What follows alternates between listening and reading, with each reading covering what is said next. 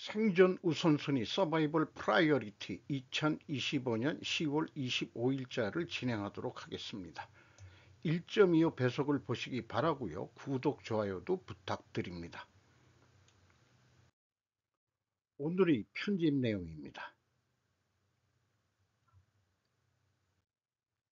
외신, 중국 4중 전에 시진핑 4년인 무계, 후계자 지명 없이 군 고위 간부 숙청.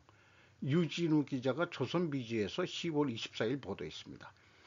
중앙군사위 부주석의 장성민 임명, 푸젠방 몰락, 산시방 부상. 중국 공산당이 23일 나흘 일정을 마치고 제20기 중앙위원회 제4차 전체회의 4중 전회를 폐막했다. 주요 외신들은 이번 회의를 후계자와 숙청 두 단어로 요약했다. 시진핑 국가주석은 이번 4중 전회에서 차기 지도자에 대한 암시를 하지 않았다. 대신 시 주석 본인 1인 지배 체제를 공고히 하고 2035년 중장기 목표 달성을 재확인했다. 24일 월스트리트 저널 등에 따르면 이번 4중 전회에서 중국 공산당은 2026년부터 2030년까지 적용할 제15차 15개년 계획 공고안을 승인했다.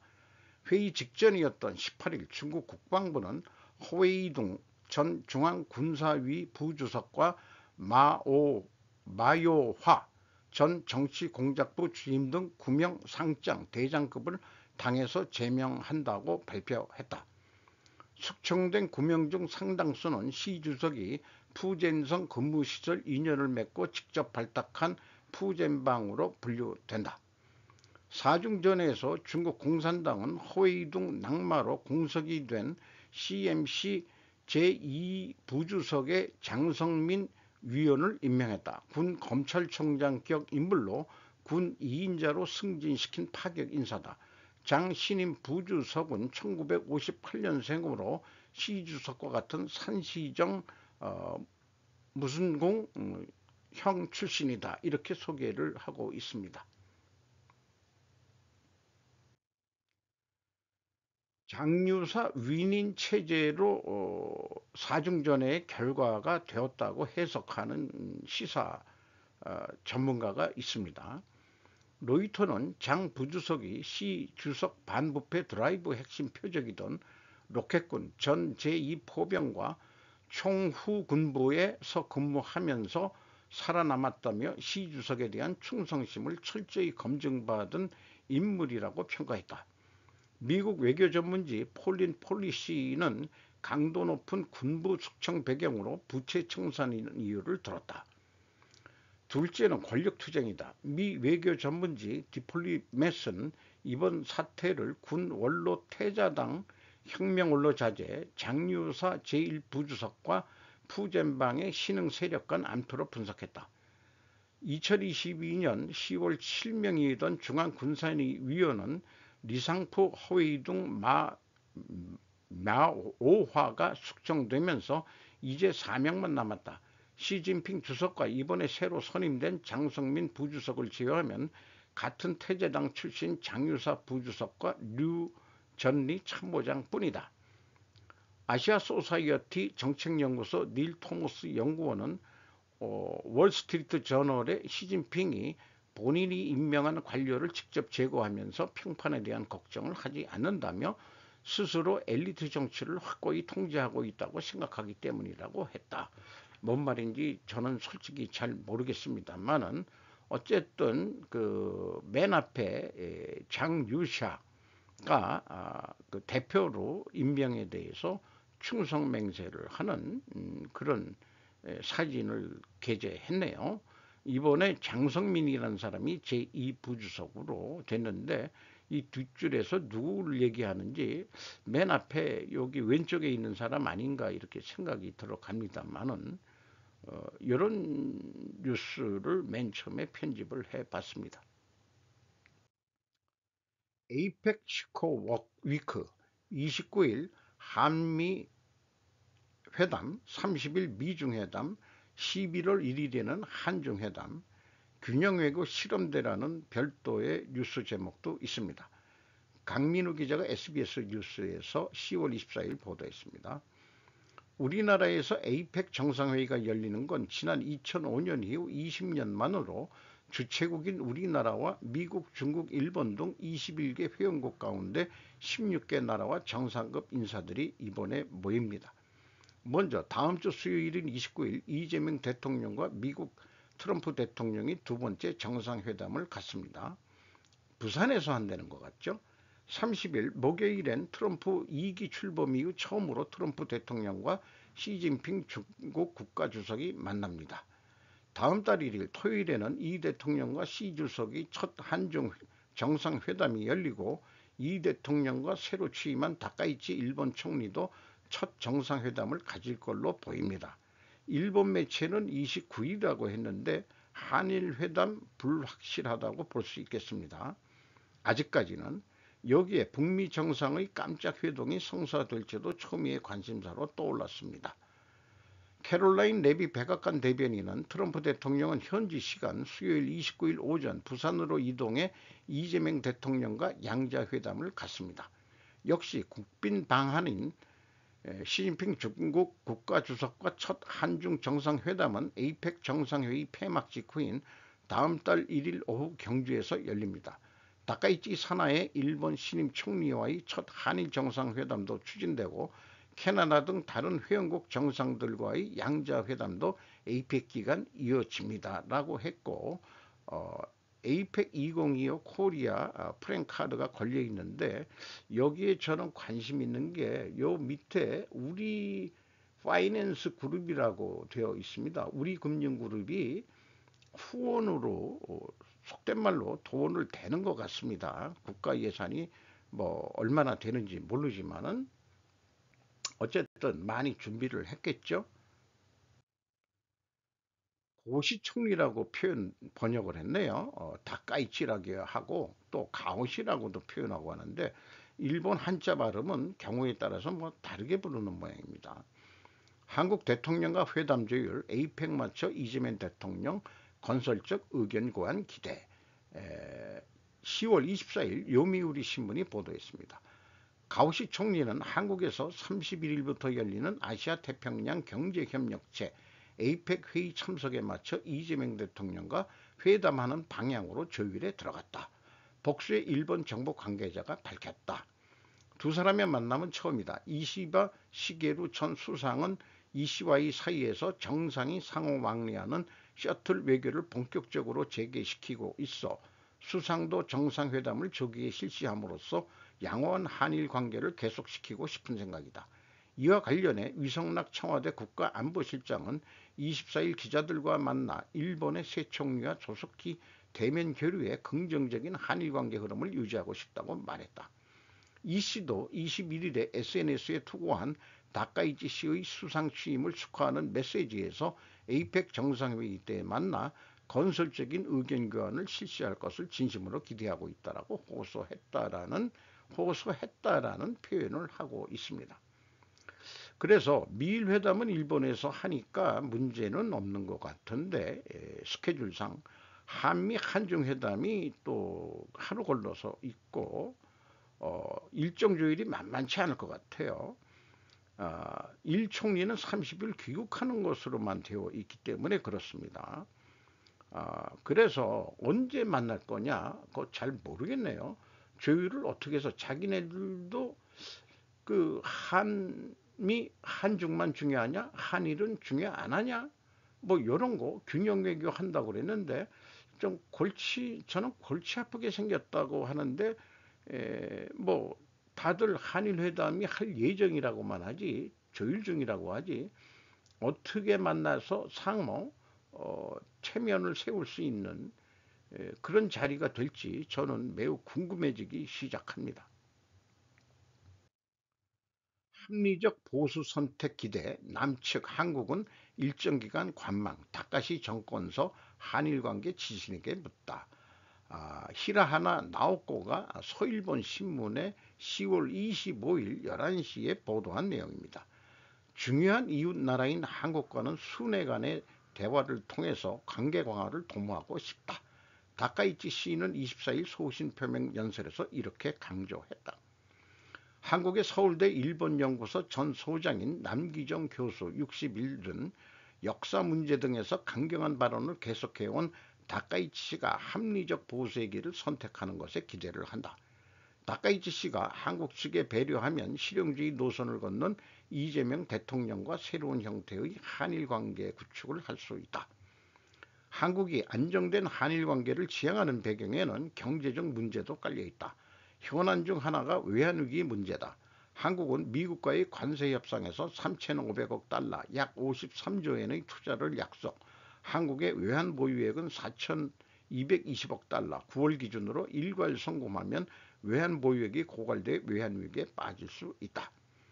큐슈대 한국연구센터장인 이즈미 카오루 교수 60일 한국 측은 다카시 정권에 대해서 일정 기간 정관해 실무자 레벨로의 정보 교환 정도로 추이할 가능성이 높다라고 지적한다. 다카시 정권은 소수 여당에서 당분간 국내 문제에 주력하지 않을 수가 없는 형편이고 외교는 현안이 생기면 대응한다라고 하는 형태로밖에 움직이지 않은 것은 아닐까라고 추측을 하면 됩니다. 그래도 한국은 미일 한의 협조를 우선해 정관할 것으로 계속할 것이다. 이 한자를 제가 안 찾아봤네요. 바른게 본다. 뭐 이런 거겠죠. 정부 간에 머무르지 않는 시민 레벨의 신뢰관계가 깊어지고 있다라고 강조. 저출산 고령화나 해양 쓰레기 문제 등에도 연계해 대처해야 한다고 호소했다. 왼쪽이 그 남기정 교수고 오른쪽이 여기 아까 얘기한 그 일본 측 그 이즈미 카오루 교수인 것 같습니다. 61세라고 그러는데 이 사람이 더 늙어 보이네요. 이상하게. 뭐 그거는 여담이고요. 미국은 군사력 증강을 위해 항공모함을 라틴 아메리카로 파견하고 있습니다라는 제목으로 콘스탄틴 도로핀이 AP에서 10월 24일 보도했습니다. 미국 국방부는 금요일 트럼프 행정부가 마약 운반 혐의로 기소한 보트에 대해 최근 며칠 동안 더 빠른 타격을 가한 지역에서 최근 군사 화력이 강화됨에 따라 항공모함을 남미 해역으로 파견한다고 발표했습니다. 피트 헤게스 국방장관은 USS 제널드 R에게 명령했습니다. 포드와 그 파워그룹은 공격이라고 번역을 하는 게 맞을 것 같네요.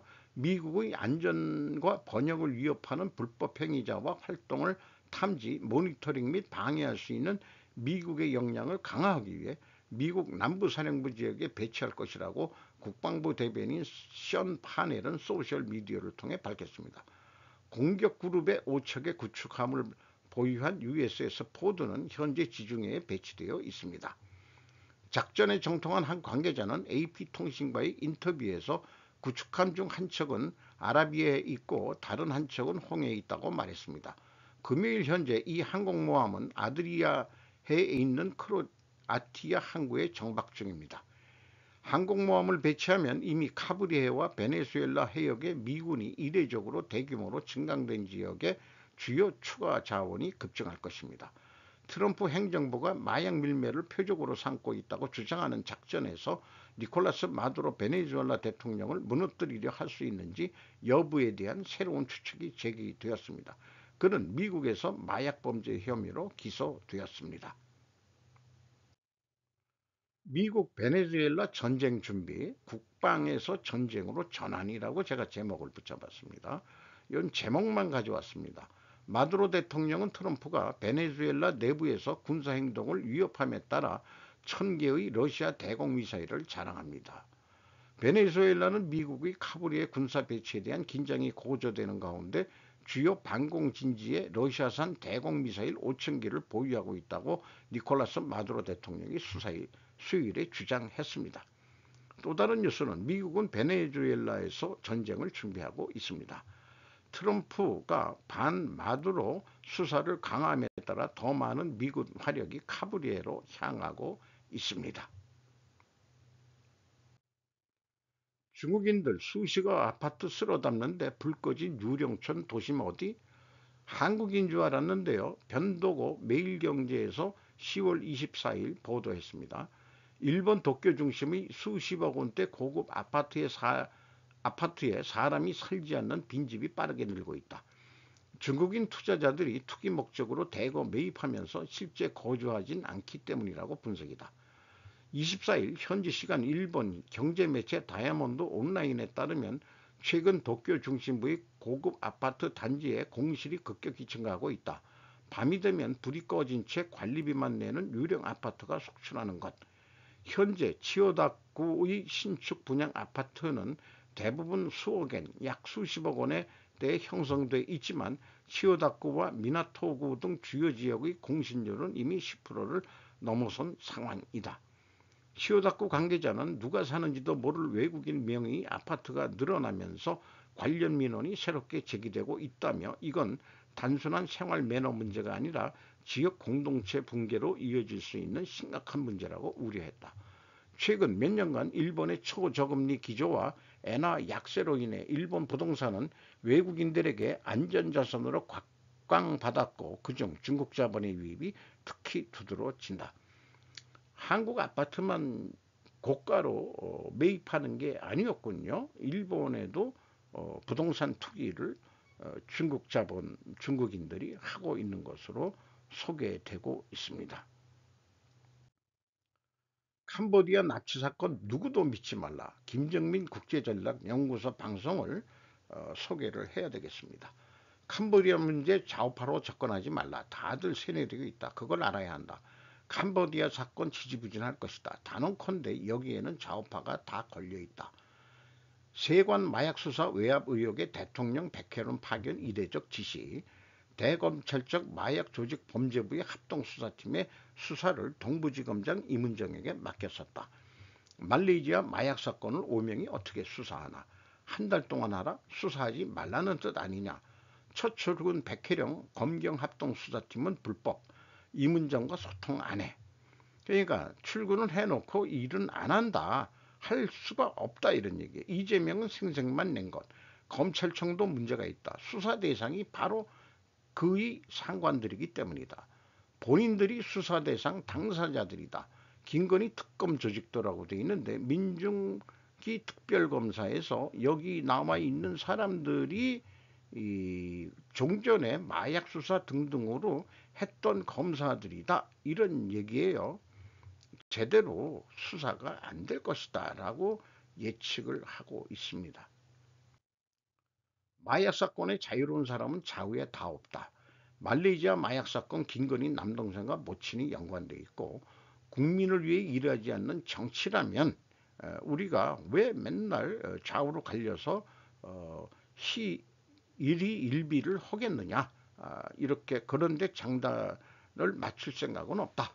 이참에 국힘당 날리려는 민주당 서로들 뭐 약점들은 있지만은 약점이 자기네들이 정권을 잡았을 때 약점을 빌미로 해서 국민의힘을 완전히 없애버리려는 민주당이 그렇게 추진을 하고 있다. 캄보디아 압박한다고 해결되나? 이미 라오스로 넘어갔는데 이미 다 떠났는데 캄보디아 아세안 회의 가서 캄보디아 총리하고 회담을 한들 그게 뭐 어떤 선언적 의미지 근본적인 문제 해결이 아니다. 그냥 쇼이다. 잡혀간 이들을 데려올 마음이 있기나 한 것일까. 주진우 친중이 반중 코스프레를 한다. 국힘당 신한염전 노예 뭐 이런 거를 언급하면서 법무부 캄보디아 미귀국자 수천 명 보도 사실과 달라라는 것도 있고 사건 축소시키려는 법무부다. 이제부터 새로운 이슈를 터뜨릴 것이다. 부동산 이슈로 갈 것이다. 내 돈이 달려있으니까. 한동훈은 왜 캄보디아 사태에 대해서는 침묵하는가 불만을 얘기하고 있습니다. 캄보디아 우파 커넥션이 있다. 이재명 정권 때로 소급해서 보아야 한다. 이명박 훈센 총리의 고문이었다. 카자흐스탄 유학 시 한인 개척교회 개판이었다. 개발도상국 한인사회 결코 정상인들이 만들지 않았다.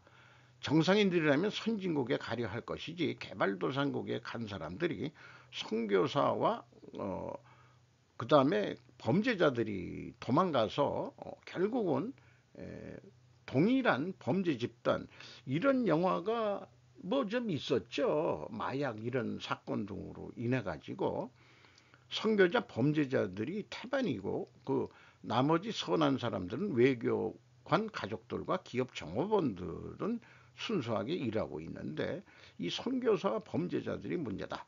왜 선교사와 범죄자가 많은가? 범죄자 인도 협정이 없었기에 이 한보철강 정태수가 카자흐스탄에 가서 있었다 하는 얘기도 있었고요.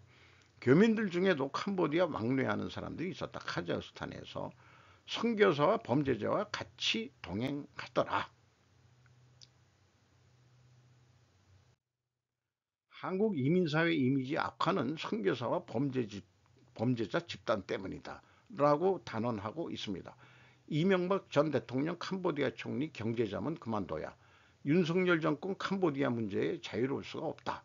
윤여고 전 통일교 세계본부장이 2023년 5월에 메콩 피스파크 프로젝트는 이미 실체적 건립을 위한 대항해가 시작되었습니다. 국가 단위 ODA 연대 프로젝트로 진행될 이 프로젝트에 이런 식으로 해서 2023년이면은 윤 정권 하에서 ODA 프로그램으로 캄보디아에 뭐 돈을 투자하고 뭐 이랬단 얘기예요. 또 비교를 해보면 이재명이 진짜 트럼프와 닮은 것 같다. 정치 그 일정이 그 정치 역사가 그렇게 표현을 하고 있네요. 순수 시민 대모로는 정권을 바꾸지 못한다. 여청단이라는 이름을 제가 처음 들어봤네요. 이재명 경기도 그것이 알고 싶다 여청단 범죄 행각 알고도 비영리 민간단체 등록 말소 등 미적미적했었다. 필리핀에서 캄보디아로 넘어간 한국 범죄단체 여청단이 2023년 강남 학원가 마약 사건 총책이었다. 이재명과 성남국제파의 관계도 있고 이재명 국제마피아 연루 장영화 무죄 징역형 뒤집혔다. 염전노의 가해자 신안군 의원 됐다라는 것도 소개를 하고 있고요. 신안교육청이 베트남과 캄보디아 국제교류로 글로벌 일인데 글로벌 인재성장 발판 마련했다. 이상하다 이런 얘기예요. 신안군 쪽이 해상의 유물이 나와서 알게 됐는데 여기가 염전노예에다가 베트남과 캄보디아 국제교류 신안교육청이 글쎄요. 그래서 뭐 이상하다 이런 그 상관관계를 자꾸 추론을 해냅니다. 돈 세탁에 뿌리는 교회, 어둠의 세계에서는 국힘당과 민주당 한몸 아니냐. 중국 삼합회 대만과도 관련이 있다. 복권성 출신들이 많다. 깡패스러운 반공단체 대만 삼합회가 세력은 장개석 때부터 있었다. 지지했던 그런 사람인데 못 넘어온 삼합회가 동남아 국경지대로 도망갔다.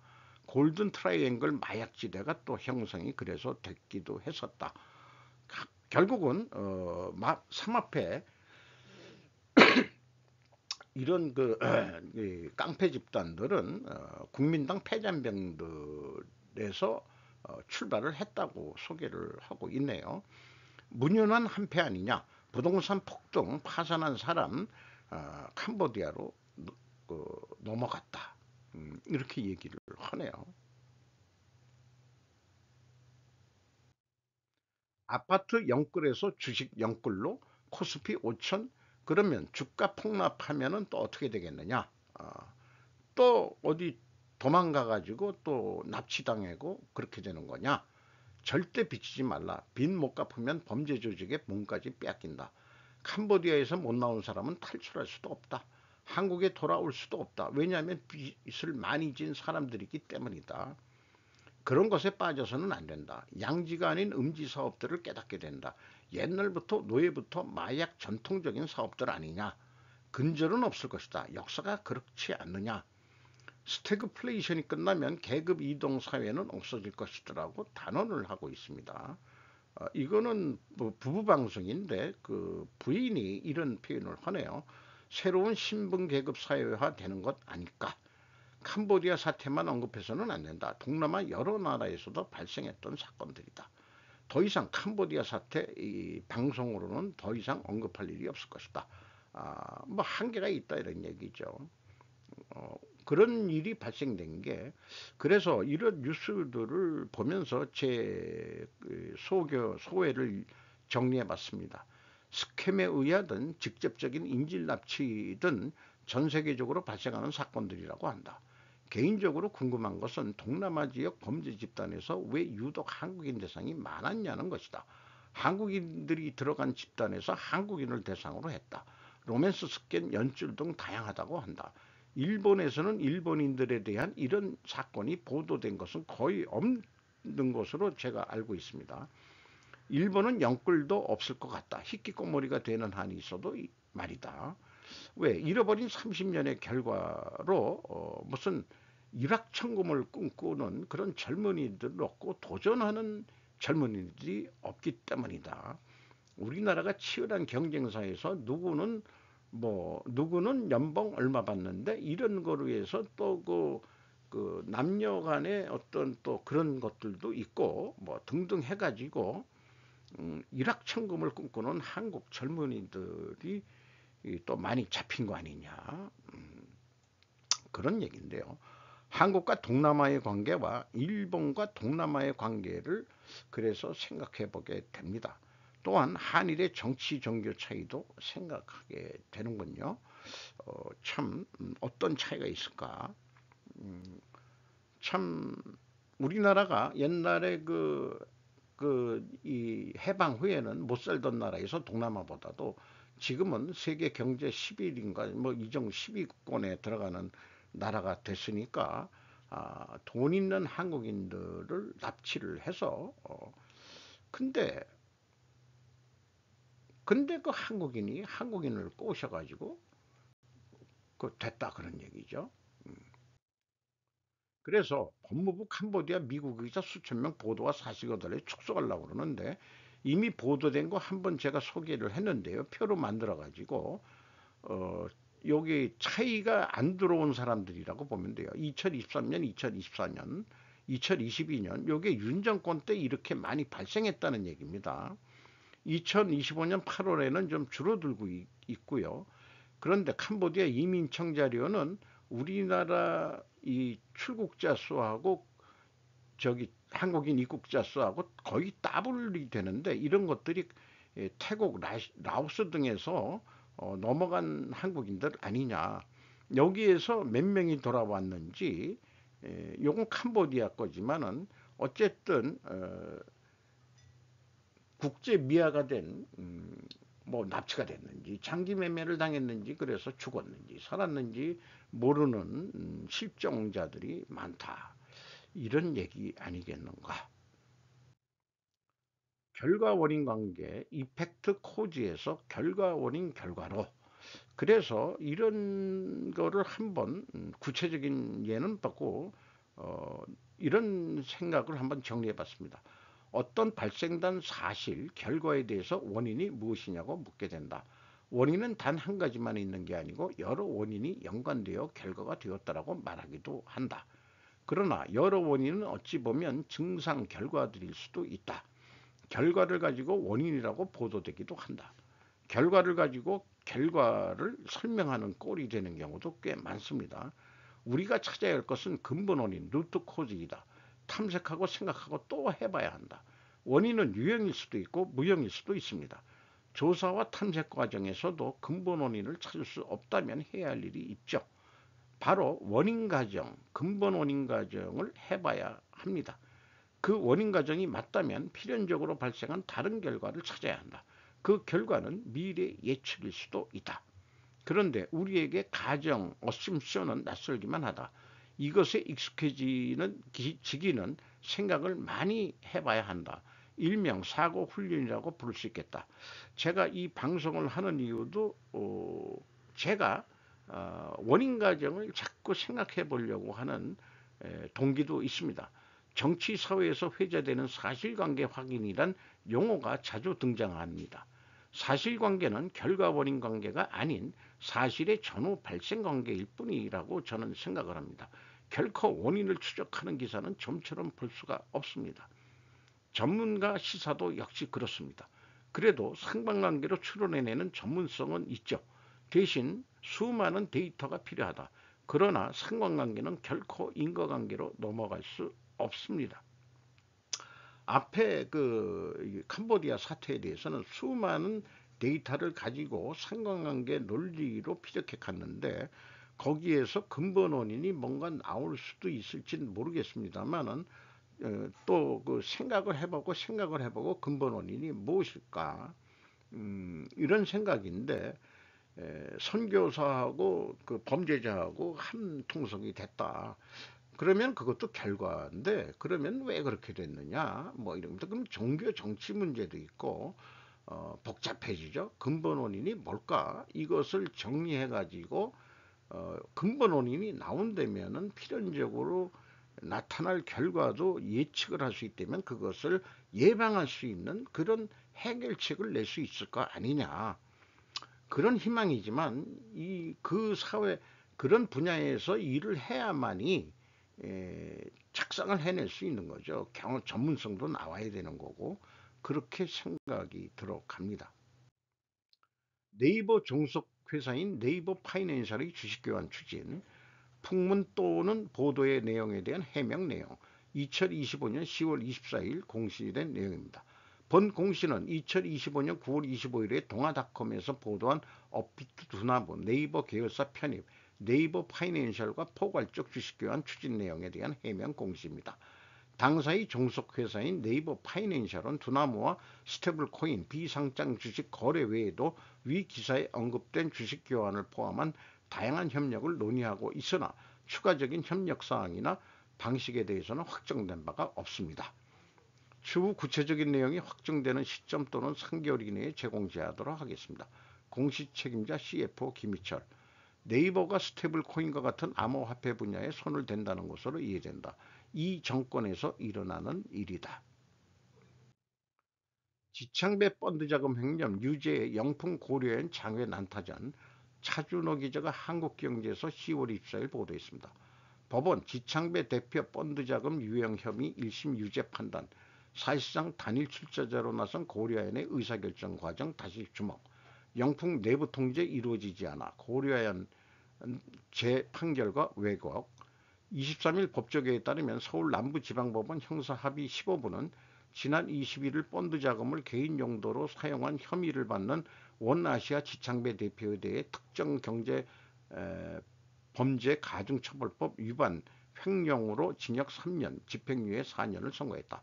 고려아연은 2019년 설립된 신생 사모펀드인 원아시아 파트너스의 당시 최인범 대표이사 사장 취임 직후인 2019년부터 2023년 총 5,600억 원을 출자했다. 이렇게 돼가지고 서로 지금 주장하는 게 이렇습니다. 제가 논리적으로 좀 표현했는데 영풍의 주장은 고려 아연이 펀드 자금 횡령을 인지하고도 법적 조치 묵과 내부 통제와 거버넌스 문제에 있다. 그렇다면은 KG의 주장은 LP 출자자가 GP 운영사에 속한 특정 개인의 행위는 파악할 수 없다는 점은 기본 상식에 해당하는 사항이다라고 이렇게 영풍이 주장한다면 고려에는 이렇게 주장을 하는 거죠. 왜냐하면 MBK 파트너스와 김병주 회장에게 제기된 각종 의혹에 대해 MBK 펀드들의 출자한 LP들이 몰랐을 리가 없지 않느냐. 안 되면은 그럴 리가 없다 이런 얘기겠죠. 필연적으로 그래서 존재할 다른 결과는 뭐냐? 그 출자자들이 개인의 어떤 그 의혹에 대해서 그 알 수가 없다는 거죠.